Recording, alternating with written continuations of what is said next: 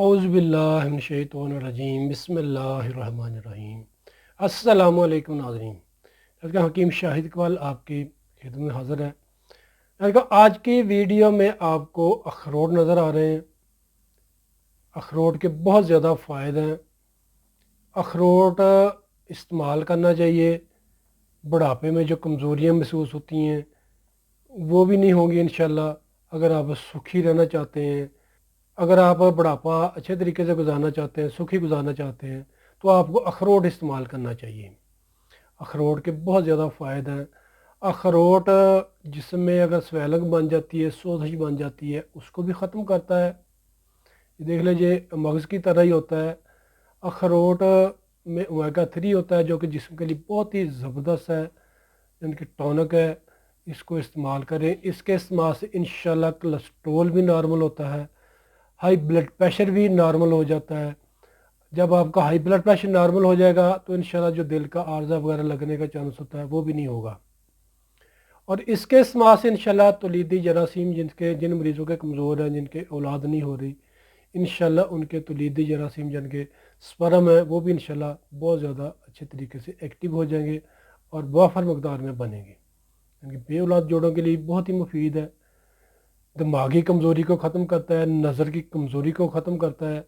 अखरोट को आप इस्तेमाल करें, इंशाल्लाह आपके अंदर बहुत ज़्यादा ताकत पैदा होगी। अगर आप सुखी रहना चाहते हैं, कमज़ोरियों को ख़त्म करना चाहते हैं, क़ुव्वत मुदाफ़अत को बढ़ाना चाहते हैं, दिमाग को ताकत देना चाहते हैं, तो अखरोट लाजमी इस्तेमाल करें।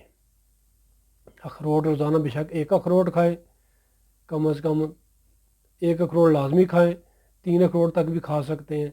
इसका खाने का तरीका ये है कि नाज़रीन, आप अच्छे वाला अखरोट ले लें जो एक्सपायर ना हो। रात को 1 गिलास दूध में 3 अखरोट के जो मगज़ है वो भिगो दें। अगर दूध दस्तियाब नहीं है, यानी कि दूध आप हज़म नहीं कर सकते, तो आप पानी में भी भिगो सकते हैं।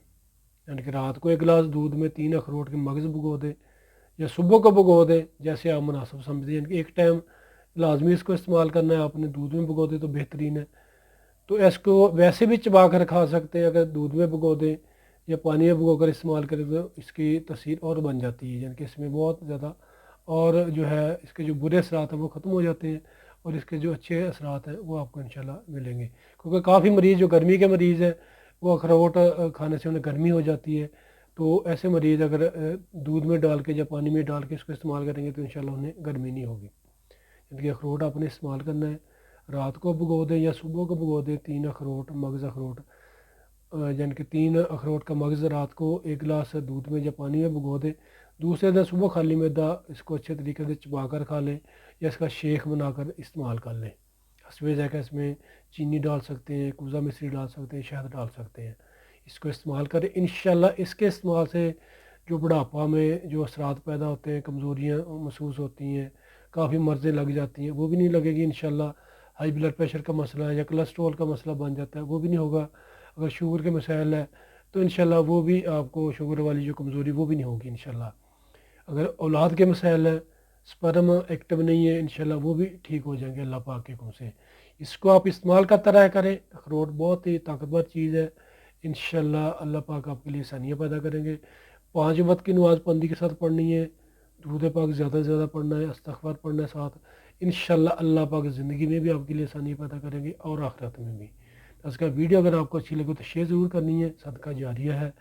चैनल को सब्सक्राइब कर लें, हमारे फेसबुक पेज को लाजमी लाइक और फॉलो कर लें। दुआओं में याद रखिएगा। इसी के साथ हकीम शाहिद इकबाल को इजाज़त दीजिएगा। फ़ी अमान अल्लाह। अस्सलामु अलैकुम।